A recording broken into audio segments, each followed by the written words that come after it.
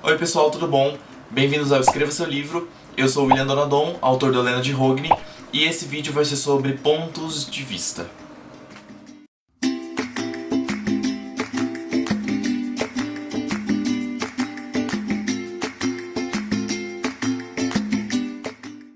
Quando você decidir que é a hora de escrever sua história e abrir o primeiro documento de Word ou caderno, ou seja lá onde você escreva, você vai perceber, talvez inconscientemente, que existe mais uma grande escolha a ser feita. Primeira pessoa ou terceira pessoa, pensou William. E embora isso pareça uma escolha meio ridícula, ela vai ser bastante importante para o próximo vídeo, que é de descrição de ação e sentimentos. Mas, antes da gente começar a falar sobre pontos de vista, eu acho que eu preciso explicar um pouquinho mais sobre foco narrativo. Foco narrativo é o personagem principal da trama na cena em que você está escrevendo. Ele não precisa bem ser o protagonista, já que você pode viajar para uma trama secundária. Nos livros do George Martin, nas Crônicas de Gelo e Fogo, cada capítulo tem um foco narrativo, e sobre o meu ponto de vista, nenhum deles é o protagonista. Porque o protagonista pra mim é o Trono de Ferro. E o foco narrativo ele pode mudar tanto na primeira quanto na terceira pessoa, não importa em qual delas você esteja escrevendo. O importante é que você demarque bem a mudança de foco narrativo para que ela não fique confusa e assustadora. Porque se no primeiro parágrafo o foco narrativo é o João e no segundo é a Maria, o leitor vai ficar confuso e ele não vai saber de onde que ela veio. Então muda uma linha, pula de capítulo, coloca uma barra entre os parágrafos, sei lá, inventa do seu jeito. Porque é a editora que vai diagramar e mudar isso de qualquer forma, então é mais pra ficar demarcado que houve uma mudança ali. Explicado isso, saber em qual ponto de vista você vai escrever é importante para a descrição, porque, olha só, se você escreve em primeira pessoa, você é o protagonista. E tudo que ele faz deve ser descrito, é claro, mas o foco principal é no que ele sente e no que ele pensa, geralmente. As ações, elas são gerais, mas o sentimento e o pensamento você só sabe do protagonista e é só isso que você vai passar pro seu leitor, porque o resto é especulação. Fulano parece triste, um brilho de raiva faz cor no olhar, sentir a paixão no ar. Tudo isso é o ponto de vista do seu protagonista sobre as ações que estão ocorrendo com os outros personagens. Você não sabe o que se passa na cabeça dos outros. Já em terceira pessoa, você tem que ter uma ciência universal de todos os personagens e do que eles estão pensando e sentindo, mas principalmente do foco narrativo, é claro. Muito embora o foco narrativo seja o principal alvo das descrições, tanto de ação quanto de sentimento e pensamento, não tem importância se você colocar aqui e ali o que um personagem secundário está pensando ou sentindo. E isso é o que a gente chama de narrador onisciente. Por exemplo, no Cinturão de Adara, eu escrevo em terceira pessoa.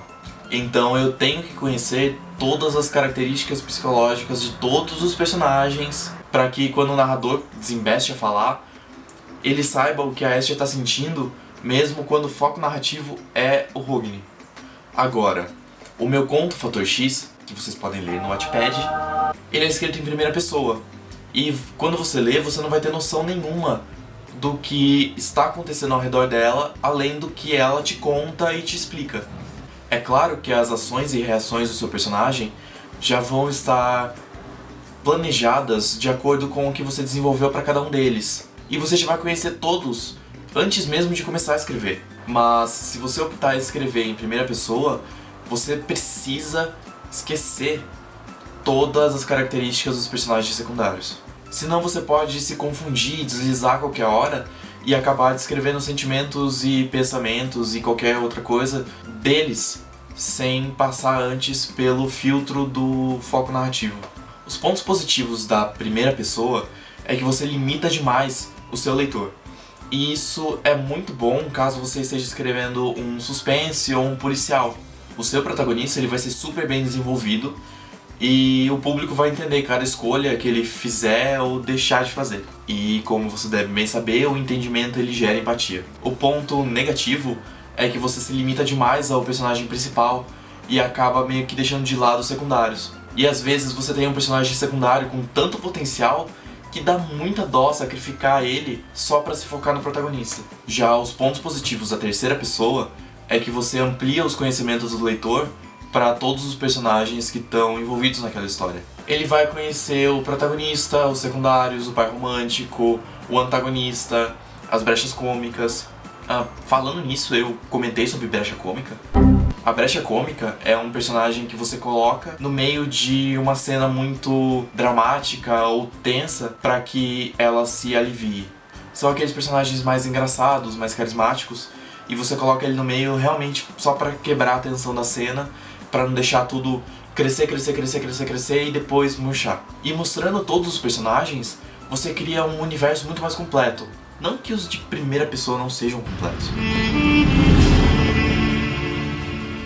Fora que é muito mais simples você mostrar certos toques dos outros personagens sem ficar eternamente pensando se o protagonista saberia daquilo, se o protagonista viu aquilo, se aquilo passou pelo filtro do protagonista.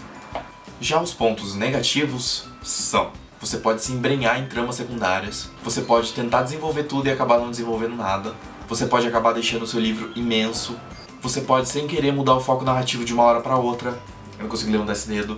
É claro que você pode mudar o foco narrativo de uma hora pra outra, como eu acabei de falar, como forma de subversão, montando isso do seu estilo, mas geralmente acaba ficando confuso e não dá muito certo, então...